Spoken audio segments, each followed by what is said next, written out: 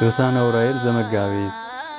አንድ አምላክ በሚሆን በአብ በወልድ በመንፈስ ቅዱስ ስም እናምናለን። በእውነት ልመናውና በረከቱ ለዘላለሙ ከመላው ሕዝበ ክርስቲያን ጋር ይሁንና በመጋቢት 22 ቀን የሚነበብ የሚጸለይ የመላእክት አለቃ የቅዱስ ዑራኤል ድርሳን ይህ ነው። ከሃዲዎች ወይም ተንኮለኞች የሚሆኑ 3 ነገስታት ነበሩ። ስማቸውም አንደኛው ሳሮግ በደቡብ ክፍል የሚገኝ፣ ሁለተኛውም ናምሩድ በምዕራብ ክፍል የሚገኝ፣ ሶስተኛውም ሰናወር የሚባል በአዜብ ክፍል የሚገኝ ነው። እነዚህም 3ቱ ነገስታት በምድር ሁሉ ላይ ነገሱ። ጠላቶቻቸውን ሁሉ ቀጥቅጠው የገዙና ከስልጣናቸውን በታች ያደረጉ ነበሩ። አንደኛው በደብተራ ሞሎክ ስሙ ሬፋን በሚባል ኮከብ የሚያመልክ፣ ሁለተኛው ሰው በፀሐይ ብርሃን፣ ሶስተኛውም በብኤል አምሳል በተሰራ ድንጋይ የሚሰግድ ነው። ህዝቡም የታወቁት ጣዖታትን ተሸክመው ይነሳሉ። የጣዖታቱም ስም ዳጎንና ቤል፣ አቴናና አጵሎን፣ አቅማንድሮስና ኦሮማርዴዎስ፣ ኤራቅሊስና ፌጎር፣ ሚሳቅና ሲድራቅ ይባላሉ። የጣዖታቱም አገልጋዮች አምላካቸው ጣዖቱ ይቅር እስኪላቸው ድረስ የፈቀዱትን ሁሉ ይለምናሉ። ግማሾቹም አውራስና ናዝሬት፣ አጣሪዮ፣ ኤልያሴፍ፣ ደብራንና ሄልዶን እያሉ ስማቸውን በመጥራት ለኮከቡ ስዕል ይሰግዳሉ።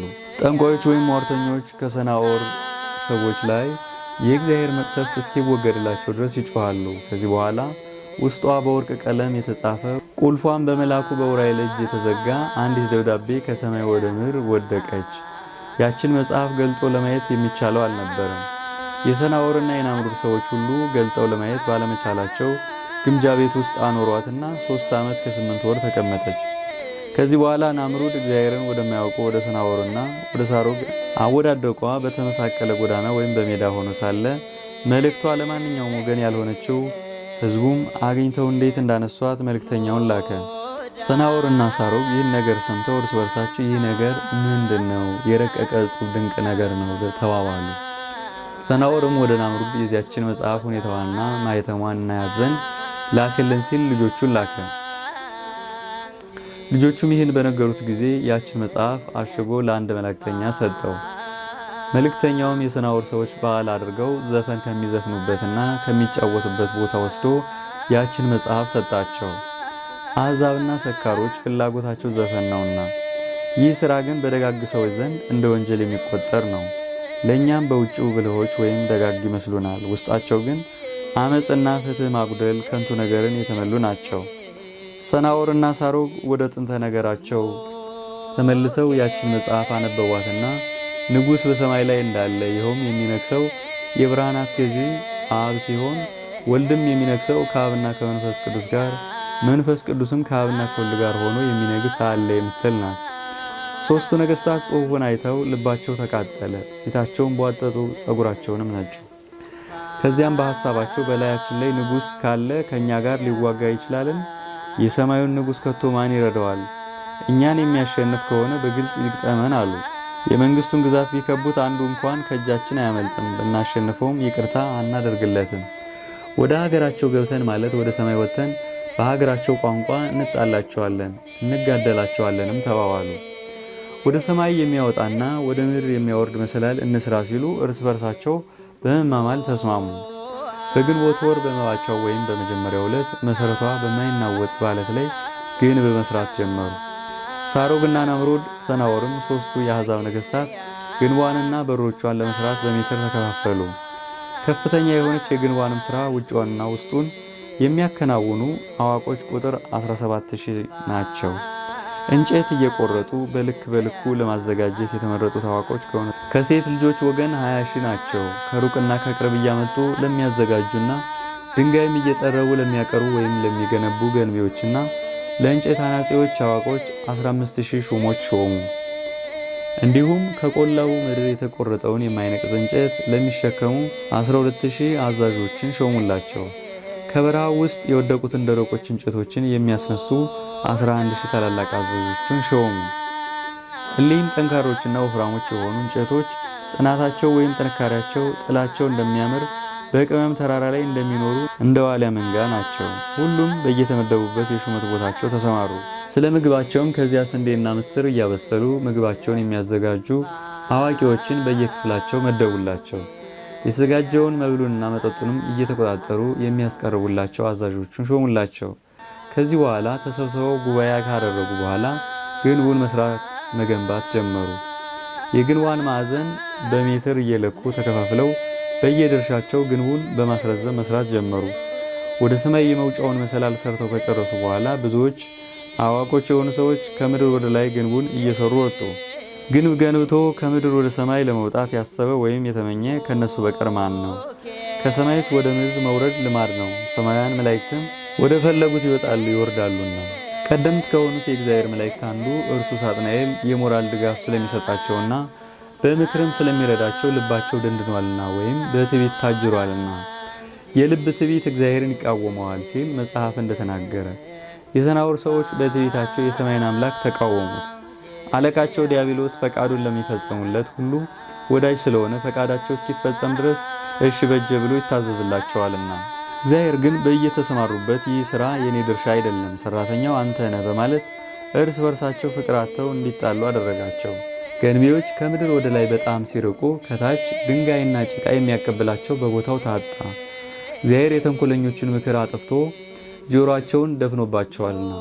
የሰናዖር ሰዎች ወደ ፀሐይ አካባቢ ከደረሱ በኋላ የራስ ቅላቸው እስኪታይ ድረስ በፀሐይ ዋይ ተቃጠሉ። ከፀሐይ አካባቢ ባለው አየር ላይ ሆነው ወደ ጽርሐ አርያም የተሳለ ጦራቸውን ይወረውሩ ጀመር። የበጎ ሥራ ጠላት የሆነ ዲያብሎስም ጦራቸውን በእጁ ተቀብሎ የነገስታቱን ደም በማስመሰል ጦሩን ደም ቀብቶ ይልክላቸው ነበር። እነርሱም ከሦስቱ ነገስታት አንዱ ንጉሥ የሞተ ስለመሰላቸው ይዘፍኑ ይሸልሉ ጀመር። ከዚህ በኋላ የእግዚአብሔር መልአክ ዑራኤል ሰኔ 22 ቀን ወርዶ ያችን ግንብ ከመሰረቷ ነቃቅሎ አፈረሳት። የሰማይና የምድር አምላክ በግንቢቱ ምክንያት በቀልን ስላደረገ ለወሬ ነጋሪ ሰው እስኪጠፋ ድረስ ሰራተኞቹ ወይም አናጺዎቹ፣ ገንቢዎቹና የሰናዖር ሰዎች በሙሉ ተደመሰሱ። የሰናዖርን ግን ላፈረሰ አምላክ ለመንግስቱ ምስጋና ይገባል። በፍጹም ጠላቶቹ ላይ አምላካዊ ኃይሉን ያሳየን አምላክ እስከ ዘላለሙ ስሙ ከፍ ከፍ ይበል፣ አሜን። የፍጥረት ሁሉ አምላክ የሚሆን አምላካችን አባታችን አዳምን በአርአያውና በአምሳሉ አስቀድሞ ሳይፈጥረው ስማቸው የማይታወቅ እልፍ አእላፋት በመቶ ሚሊዮን የሚቆጠሩ መላእክት በየማይረጋቸውና በየሹመታቸው ነበሩ። ሚካኤልና ገብርኤል፣ ሱራፌልና ኪሩቤል በአደባባይ ቆመው አሸናፊ የሚሆን እግዚአብሔርን ያመሰግኑት ነበር።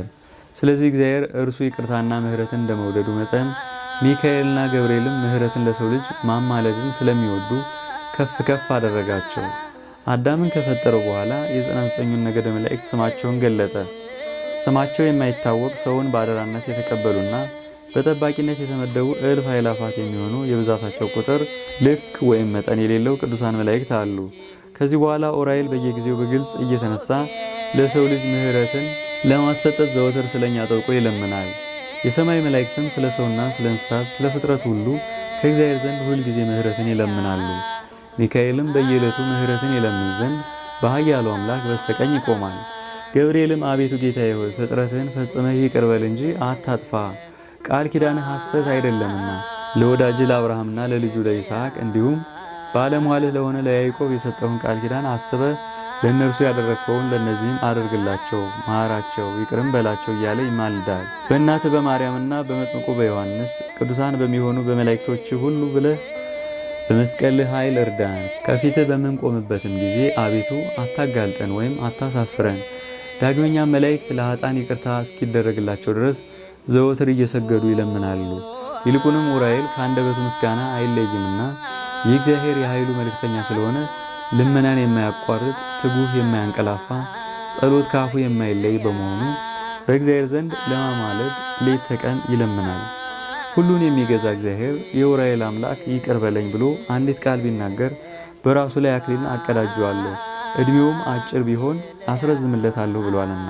ከሞተም በኋላ ባሕረ እሳትን አሻግሬ ዓይን ያላየውን ጆሮ ያልሰማውን የጻድቃን ነፍሳት ከሚያድሩበት ከዚያ በሕይወት አገር አኖረዋለሁ። ትሕትናውንና በቅንነት ለመልእክቱ ታዛዥ መሆኑን አይቶ እርሱ የእውነት ፈራጅ ጌታ በዚህ ይወደዋልና። ዑራኤል የቅዱሳንን ሁሉ ጸሎትና መሥዋዕትን ለማሳረግ በጌታችን ዙፋን ፊት ሌት ተቀን ይቆማል። ዳግመኛም ሁሉን የሚገዛ እግዚአብሔር ተስፋ የሌላት ኃጥእት የሆነች ነፍስ የዑራኤል አምላክ ይቅር በለኝ ብትለኝ ከገሃነም እሳት አውጥቼ በእረፍት ቦታ እስከ ዘላለሙ ድረስ አሳርፋታለሁ አለ። የሰማይ መላእክት ሁሉ ይህን ቃል ሰምተው ተባብረው በአንድ ቃል አቤቱ አንተ ጌታችን ሆይ መዓትህ የራቀ ምሕረትህ የበዛ እውነተኛ ይቅር ባይ ቸር ነህ አሉና ወደ ልመናቸው ተመለሱ። ጌታቸውን ባዩት ጊዜ የመለኮቱ ነበልባል ስላንጸባረቀባቸው እንደ ኪሩቤል በመፍራትና በመንቀጥቀጥ አንገታቸውን ወደ ታች አዘነበሉ። አሸናፊ እግዚአብሔር ምስጋና በሰማይና በምድር ፈጽሞ የመላ እጹብ ድንቅ ነው እያሉ አመሰገኑ። ዳግመኛም ጌታቸውን ያዩት ዘንድ ወደ ላይ አቃንተው ሳለ ከፍርሃታቸው የተነሳ የእሳትነት ተፈጥሯቸው በእርሱ ፊት እንደ ውሃ የተፈጥሮ ባህሪ ሆነ። ከዚህ በኋላ መላእክት ሁሉ በአምላካችን ፊት የሚቆም የለም፣ ባህሪው እሳትና እውነተኛ ብርሃን ስለሆነ እናየው ዘንድ አይቻለንም ሲሉ አደነቁ። የመላእክት እሳትነት ግን በጥንተ ተፈጥሯቸው ሌላ ስለሆነ በጌታችን ፊት እንደ ውሃ ነው። ይህ ለሰሚ አስደናቂ የሆነ እጹብ ድንቅ ነው። እርሱ አምላክ እሳትና ብርሃን ነው። ሕይወት የሆነ የሰማይ እሳት ሲሆን እንዲሁም ምሳሌ የሌለው የምድር እሳትና ብርሃን ነው። መላእክት ሁሉ በአንድነት የመለኮትነቱን ሕልውና ወይም አኗኗርና ጥንታዊ የሆነ የሶስትነቱን አካላት ስለገለጸልን ለአብ ለወልድ ለመንፈስ ቅዱስ ምስጋና ይገባል አሉ። ምስጋናን የተመሉና ሁለንተናቸው ግሩማን የሆኑ እነርሱ ለየራሳቸው ሊታዩ አይቻልም። ዘወትር ለሚያዩአቸውም ዓይኖች ግሩማን የሚያስፈሩ ናቸው። የእግዚአብሔር ልዩ መልእክተኛ የሆነ ዑራኤልም የዓይን ቅንድብ የሚርገበገበውን ያህል እንኳን ሳይቆይ በየጊዜው ምስጋና ለማቅረብ አያርፍም። የእግዚአብሔር የኃይሉ መልእክተኛ ዑራኤል ከሚካኤልና ከገብርኤል ከሱራፌልና ከኪሩቤል ጋር የተሾመ በመሆኑ በአንድ ቃል እያመሰገነና እየዘመረ ለዘላለሙ ይኖራል። የቅዱስ ዑራኤል ሰላሙና በረከቱ ለዘላለሙ ከመላው ሕዝበ ክርስቲያን ጋር ይሁን፣ አሜን። ከእመቤታችን ከቅድስት ድንግል ማርያም ሥጋ ለብሶ ሰው የሆነ ጌታችንና አምላካችን መድኃኒታችን ኢየሱስ ክርስቶስ በተሰቀለ ጊዜ ፀሐይ ጨለመ፣ ጨረቃም ደም መሰለ፣ ከዋክብትም ከሰማይ ወደ ምድር ወደቁ። መላእክትም ጌታችን ወደ ተሰቀለበት ቦታ ከሰማይ ወርደው ለተከበረ መስቀሉ ሰገዱለት። ብዙዎች የሰዎች ነፍሳት ከመቃብራቸው ተነስተው የጌታችንን ሞት ባዩ ጊዜ አቤቱ ጌታችን ሆይ ሁላችን ዛሬም ቢሆን ለዘወትር ለመስቀልህ እንሰግዳለን እያሉ ፈጽመው አለቀሱ። መላእክትም በመፍራትና በመንቀጥቀጥ ከእግረ መስቀሉ በታች ክንፋቸውን ዘርግተው በምድር ላይ ተነጠፉ። ያን ጊዜ መልአኩ ዑራኤል ሰይፉን መዞ መጣና ምድሪቷን ሊያጠፋት ቢወድም የአብ ምሕረቱ የወልድ ትዕግስቱ የመንፈስ ቅዱስ ቸርነቱ ከለከለችው። ይህ የተሰቀለው አምላኩና የፍጥረቱ ሁሉ አምላክ በመሆኑ ይህን ዓለም ለማጥፋት ተቆጣ ወይም በቁጣ ተነሳ። ዑራኤል ማለት ይቅር ባይ ትዕግስተኛ፣ ሚካኤል ማለት ድንቅ ነገር፣ ገብርኤል ማለት የእግዚአብሔር ልጅ ማለት ነው። የሰማይ መላእክት ሁሉ ከምድር እስከ ሰማይ ክንፋቸውን ዘርግተው በመፍራትና በመንቀጥቀጥ የመስቀሉን አካባቢ ወይም ዙሪያ በውስጥም በውጭም ክንፍ ለክንፍ ገጥመው መሏት። የአይሁድን ስድብና ውርደትን የታገሰ ስለ ሰው ፍቅር ለእኛ ብሎ የታመመና የሞተ በጌታችን መስቀል ፊት መላእክት ወደ ኋላቸው ወደቁ። 6 ሰዓት በሆነ ጊዜ ፀሐይ ጨለመ፣ ጨረቃም ደም መሰለ፣ ከዋክብትም ከቦታቸው ወደቁ። የአይሁድን ፋሲካ ጨለማ ሆነ።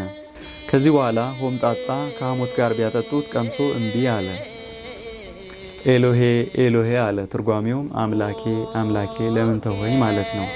ከቀኑ 6 ሰዓት በሆነ ጊዜ አባቱ የልጁን ጩኸት ሰምቶ ሕሊናው ራራ።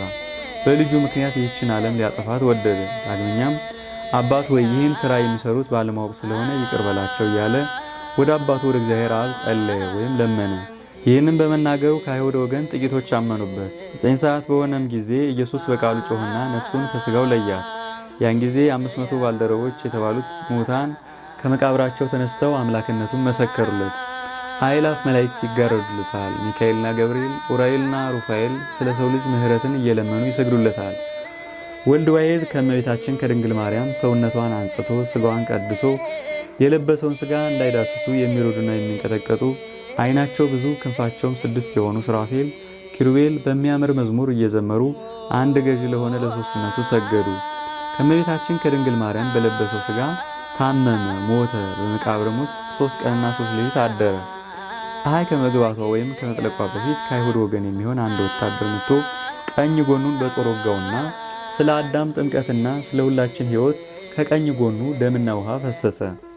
መልአኩ የአምላካችንና የጌታችንን ደም በብርሃን ጽዋ ተቀብሎ መጋቢት 27 ቀን በብርሃን መነሳነስ በመርጨት ዓለሙን ሁሉ ባረከ፣ ቀደሰ።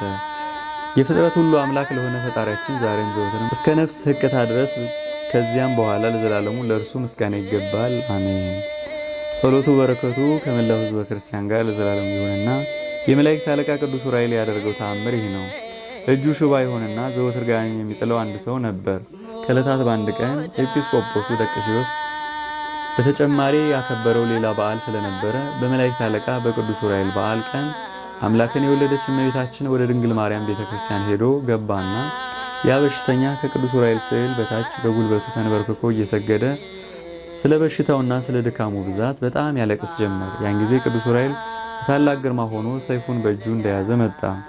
ጋኔኑን ባየ ጊዜ ፈርቶ ደነገጠና በምድር ላይ ወደቀ። ቅዱስ ዑራኤልም ጋኔኑን ይዞ በግልጥ ገረፈው፣ ደበደበው። ትንሽ ቆይቶም ከእንግዲህ ወዲያ ይህን ሰው ታሰቃየው ዘንድ ሁለተኛ ትመለስበታለህን አለው። ያም ጋኔን መልሶ ከእንግዲህ ወዲህ ወደዚህ ሰው ብመለስ የአምላክህና የአንተ ቅጣት ወይም መቅሰፍት ለዘላለሙ በእኔ ላይ ይፈጸምብኝ አለው። ከዚህ በኋላ ቅዱስ ዑራኤል ያን ሰው በፊትህ ይህን ያየኸውን ተአምር እግዚአብሔርም እንዴት እንዳዳነ ለሰው ሁሉ ተናገር አለው። ሰውየውም ከቤተ ክርስቲያን ወጥቶ ሄደና ለወዳጆቹና ለዘመዶቹ ለሰውም ሁሉ የመላእክት አለቃ ቅዱስ ዑራኤል ያደረገለትን ተአምር ተናገረ። ስለዚህ ነገርም የሰሙ ሁሉ እግዚአብሔርን ፈጽመው አመሰገኑት። ከዚህ በኋላ ይኸው ሰው በመላ ዘመን ሁሉ የመላእክት አለቃ የቅዱስ ዑራኤልን ቤተ ክርስቲያን ደስ እያለው ሲያገለግል ኖረ። ለእግዚአብሔርና ለእናቱም ለድንግል ማርያም ለዘላለሙ ክብር ምስጋና ይሁን አሜን። የቅዱስ ዑራኤል ጸሎትና ረዳትነቱ ለዘላለሙ ከመላው ሕዝበ ክርስቲያን ጋር ይሁን አሜን።